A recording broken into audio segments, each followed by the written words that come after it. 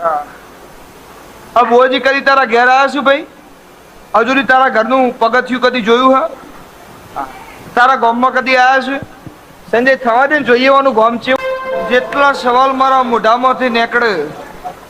જેટલા સવાલ ખોટા પડે સંજય તારે 21,000 રૂપિયા ઇનામ આપવાનું ચેલું આલવાનું 21,000 રૂપિયા ઇનામ તારા આલવાનું બધું મારે જ આલવાનું હોય